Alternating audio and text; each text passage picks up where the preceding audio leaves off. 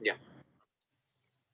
Buenos días, profesor. Buenos días, compañeros. El día de hoy mi grupo y yo vamos a hablar sobre lo que es el análisis y diagnóstico del caso clínico 10.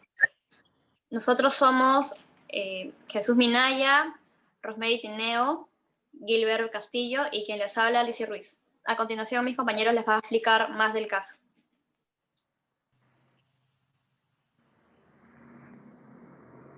Nuestro caso consiste en un paciente varón de 81 años con antecedentes de síndrome mielodisplásico. Este paciente acude a emergencias en mal estado general, con fiebre y tumoración submandibular derecha. Se le realiza un hemograma en el que se ve que sus leucocitos están en 200.000, su hemoglobina 8,9 y sus plaquetas en 26.000. Se le realiza también una biopsia de tumoración y este resulta compatible con celulitis más absceso. La pregunta es, ¿cuál será su posible diagnóstico? Siguiente. Viendo los datos del paciente, probablemente tenga un síndrome mielodisplásico.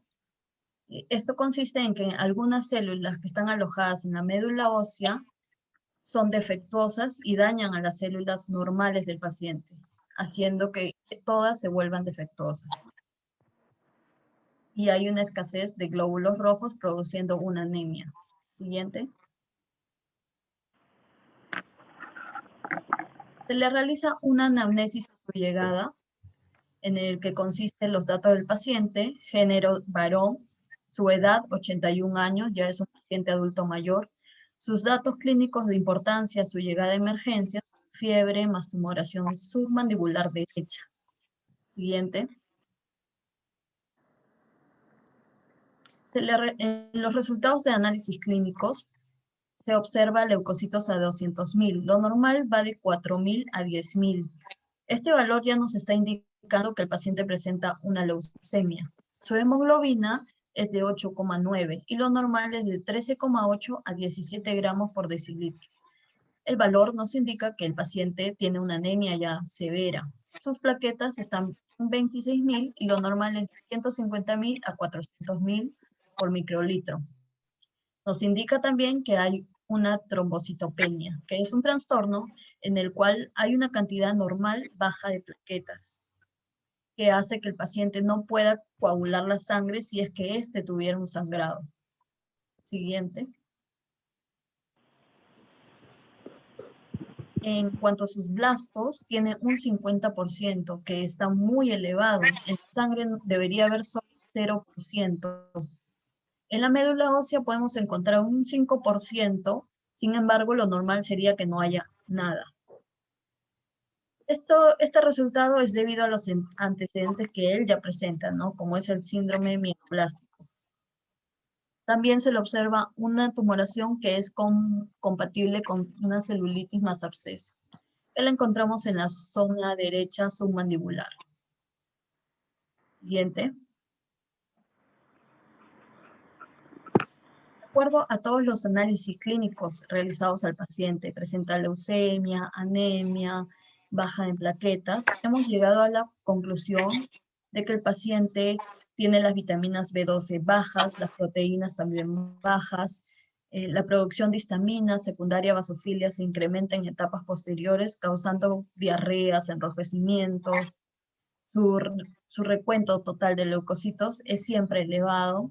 Entonces, esto ya nos indica que el paciente tiene una... Siguiente.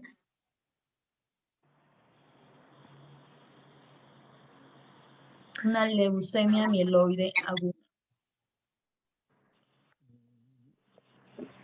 A ver, continuando con la exposición, vamos a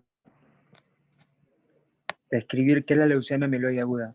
En una descripción general, la leucemia mieloide aguda es un cáncer de la sangre y la médula ósea. El tejido esponjoso que se encuentra dentro de los huesos es el lugar donde se producen las células sanguíneas. La palabra aguda en la expresión leucemia mieloide aguda denota la progresión acelerada de la enfermedad.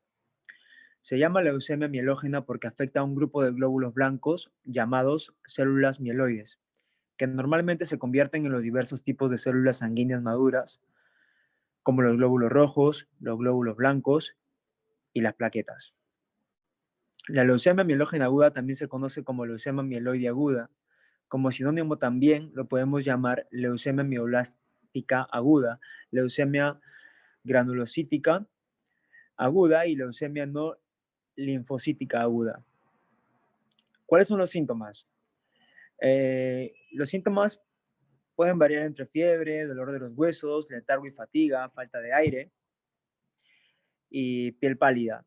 La leucemia mieloide aguda se inicia en la médula ósea, que es la parte blanca del interior de ciertos huesos, donde se producen las nuevas células sanguíneas, pero con más frecuencia también pasa rápidamente a la sangre. Algunas veces se propaga a otras partes del cuerpo, haciendo una metástasis, incluyendo a los ganglios linfáticos, el hígado, el vaso, el sistema nervioso central, el cerebro y la médula espinal y también los testículos. Siguiente, por favor. Aquí podemos apreciar dos imágenes, de la cual podemos ver los glóbulos blancos, los glóbulos rojos, las plaquetas y la médula ósea. La médula ósea es la parte blanda del interior de ciertos huesos que está formada por células productoras de sangre, células adiposas y tejidos de soporte. Una pequeña fracción de las células productoras de sangre son células madres sanguíneas. Siguiente, por favor. Antes de decir los tipos de células sanguíneas, quisiera también denominar un poco de las causas de la leucemia mielógena aguda. Es un daño en el ADN de las células en desarrollo de la médula ósea. Cuando esto sucede, la producción de las células sanguíneas es deficiente. La médula ósea produce células inmaduras que se transforman en glóbulos blancos con leucemias, denominados mieloblastos. Estas células anormales son incapaces de funcionar adecuadamente y pueden proliferar y desplazar a las células sanas. En las imágenes podemos apreciar tipos de células sanguíneas. Como podemos ver, los glóbulos rojos tienen la función de transportar el oxígeno a los tejidos corporales e intercambiarlo por dióxido de carbono, el cual es transportado y eliminado por los pulmones. Podemos también apreciar en la imagen las plaquetas, que es su función principal de las plaquetas es de la coagulación o también denominada de la cicatrización. Y los glóbulos blancos también que podemos apreciar en la imagen que se encargan del sistema inmunitario del cuerpo y son las células de defensa del organismo. Gracias. A continuación, mi compañero va a seguir con la exposición. Bueno, dentro de los factores de riesgo de la leucemia mieloide aguda, podemos encontrar el envejecimiento. Esta enfermedad se presenta digamos, con mayor porcentaje en los varones. Aún no se saben cuáles son los motivos o el porqué de que esta enfermedad que es más recurrente en varones. Otro de los factores de riesgo de la leucemia mieloide aguda es el tabaquismo, la exposición a determinadas sustancias químicas como el benceno. Muchas de las personas al trabajar en fábricas de zapatos o en la producción de goma, se utilizan este material químico. Y constantemente la exposición a este material, la persona puede desarrollar esta enfermedad. El tratamiento de ciertos medicamentos de quimioterapia, antes de presentar la leucemia mieloide aguda, encontramos el síndrome mielodisplásico. Y con esto del tratamiento, con medicamentos como llamados agentes alquilantes, ahí encontramos a uno de los medicamentos que es la melphalan. También podemos, en la exposición a la radiación, otro de los factores son los trastornos sanguíneos, trastornos mieloproliferativos. Por ahí encontramos a las mielofibrosis, a la trombocitopenia. Encontramos como dentro de los factores a los síndromes genéticos. Esta enfermedad se caracteriza también de ser genética, por tener algún antecedente familiar. Y otro de los factores no demostrados hasta ahora, pero se está buscando con estas nuevas investigaciones, de que las exposiciones a campos electromagnéticos o al diésel o a la gasolina en ciertos trabajos que realiza la persona, herbicidas o pesticidas, pueden desarrollar esta enfermedad. Ya se están realizando investigaciones para determinar si es que estos factores influyen también a que se desarrolle esta enfermedad. En los signos y síntomas, las personas con leucemia mieloide aguda pueden experimentar los siguientes síntomas que voy a mencionar. A veces las personas con esta enfermedad no manifiestan ninguno de estos síntomas, o bien la causa de estos síntomas pueden ser de una afección médica diferente que no sea leucemia. Bueno, en los pacientes con leucemia mieloide aguda encontramos tanto como síntomas y signos, la fatiga, debilidad, palidez, moretones, moretones en diferentes partes del cuerpo, sangrado. Este sangrado es incontrolable, no se puede detener fácilmente, la pérdida de peso, fiebre, dolor en los brazos, en la espalda, en el abdomen, dificultad para respirar, falta de aire, infecciones frecuentes en la persona, y no desaparecen así con facilidad. En los ganglios o nódulos linfáticos inflamados, más que nada se puede ver en la zona submandibular, dolor torácico, mareos, el ciclo menstrual de las mujeres se ve afectado. También se puede encontrar manchas rojas, aproximadamente tamaño del alfiler, de la cabeza del alfiler, nódulos en la piel, heridas o llagas que no van a desaparecer fácilmente porque las plaquetas en esta función se ven disminuidas, el dolor de la cabeza, y uno de los síntomas o signos más característicos es la visión borrosa. Para el diagnóstico de esta enfermedad, los médicos utilizan muchas pruebas para detectar o diagnosticar la leucemia, pero también se puede ver cuál es el subtipo, pero de acuerdo a este caso, con los datos presentados, podemos suponer que esta es una leucemia mieloide aguda, pero tendríamos que evaluar o hacer más pruebas para saber qué tipo de leucemia mieloide aguda podría ser lo que tiene el paciente de 81 años. Para ello podemos proponer una serie de análisis o pruebas. Uno es el análisis en sangre. Bueno, también digamos de otra forma, en ocasiones se recurre a las pruebas como inmunofenotipificación o a la citoquímica. También tenemos a la aspiración de la médula ósea o la biopsia. Como se puede apreciar acá en la imagen, se le hace una punción en la parte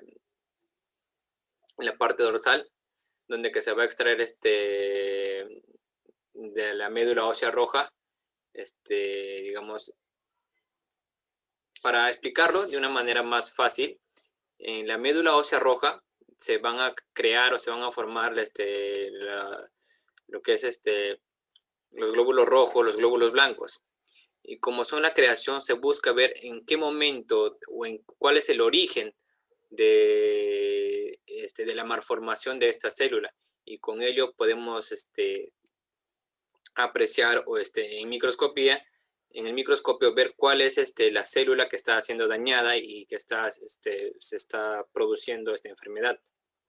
También encontramos las pruebas moleculares o genéticas, y por último tenemos las pruebas por imágenes, que pueden ser tomografías o resonancia magnética.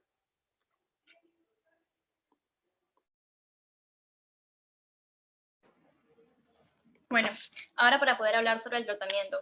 Como sabemos, vamos a tener varios tipos de tratamiento. El principal para tratar lo que es la leucemia mieloblástica mieloide aguda va a ser la quimioterapia, es el tratamiento principal. Sin embargo, también se puede usar tratamientos como la radioterapia, sobre todo en el cáncer en el caso de diseminación de cáncer a nivel cerebral, ¿no? Lo que se conoce como metástasis. Ahora, hablando acerca de la quimioterapia, va a ser dependiendo de la intensidad y de la fase. Ahora, se va a realizar por un oncólogo clínico o por un hematólogo, ¿no? Que es encargado de todo lo que tiene que ver con la sangre. En el caso de las formas de administrar la quimioterapia, puede ser a través de un tubo intravenoso, a través de una inyección en líquido cefalorraquídeo, una pastilla o cápsula para que sea vía oral, o bien una inyección subcutánea.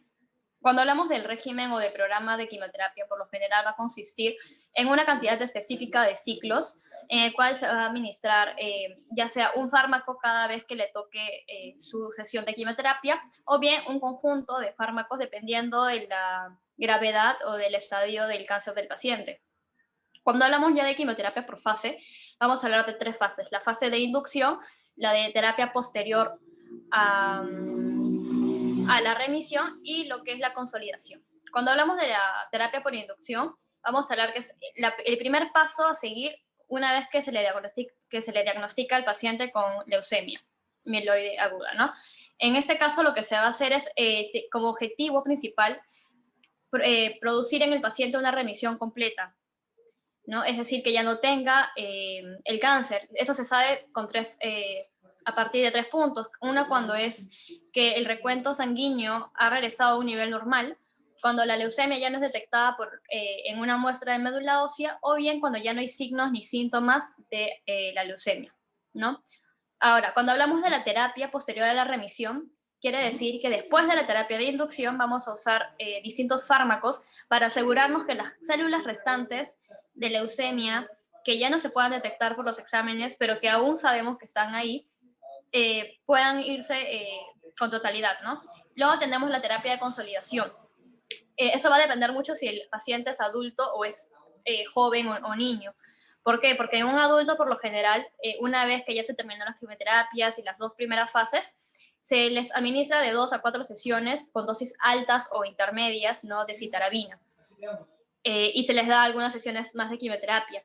En el caso de los niños o de las pacientes más jóvenes, como mayormente son los que tienen un pronóstico menos o más predecible a fallar después de una quimioterapia, se les recomienda lo que es el trasplante de célula madre, ¿no?, que viene a ser en realidad un trasplante de células hematopoyéticas, que son las encargadas de producir las células sanguíneas, las cuales se desarrollan en la médula ósea, pero que ya al madurar, esas células van a pasar a lo que es el sistema sanguíneo. Por eso es que es muy importante hacer el trasplante, sobre todo de médula ósea. Ahora, siguientes diapositivas, por favor. Cuando hablamos de los efectos secundarios de la quimioterapia, como sabemos, la quimioterapia va a atacar tanto células buenas como células malignas, porque en el afán de querer destruir todas esas células leucémicas, pues se van a ver afectadas células tanto del sistema capilar, del que es del cuero cabelludo, ¿no?, del recubrimiento de la boca, de los intestinos y de la misma o de la propia médula ósea, perdón.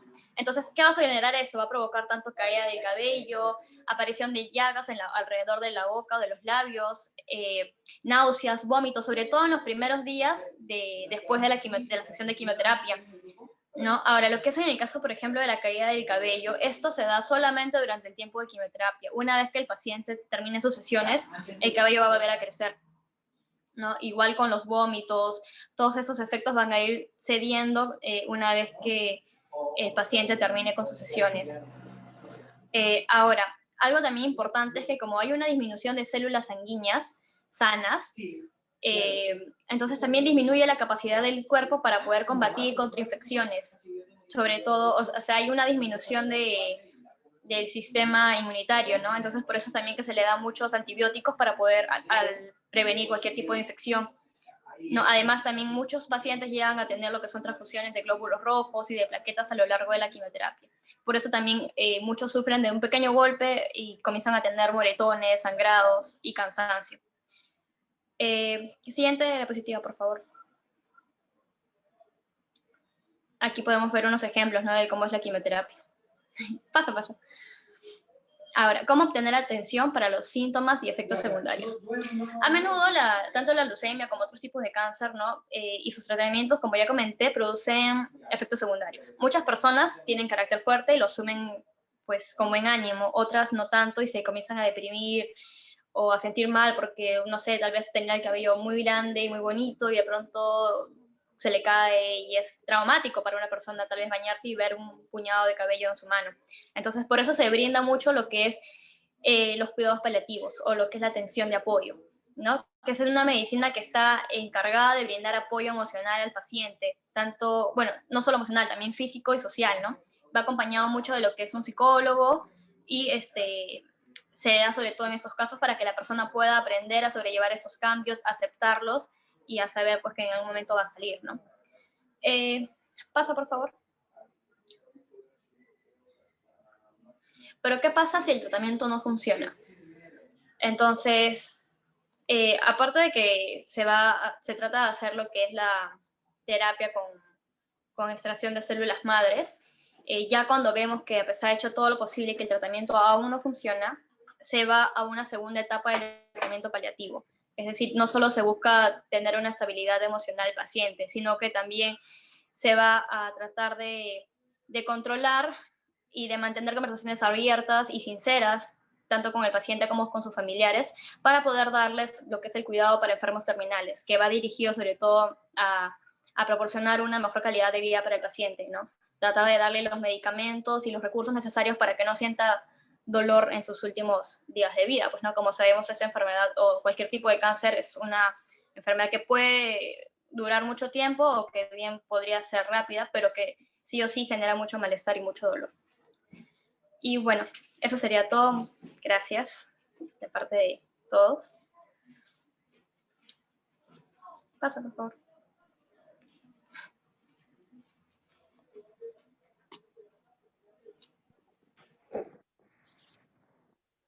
Ya bueno, terminando toda la exposición de mis compañeros, hemos llegado a la conclusión de que, de acuerdo al caso que se nos ha brindado, podemos decir que el posible diagnóstico o la posible enfermedad que pueda tener este paciente era leucemia mieloide aguda, pero para ello requerimos realizar otras pruebas u otros datos que se nos proporcione para poder aseverar o afirmar el caso que se nos ha planteado.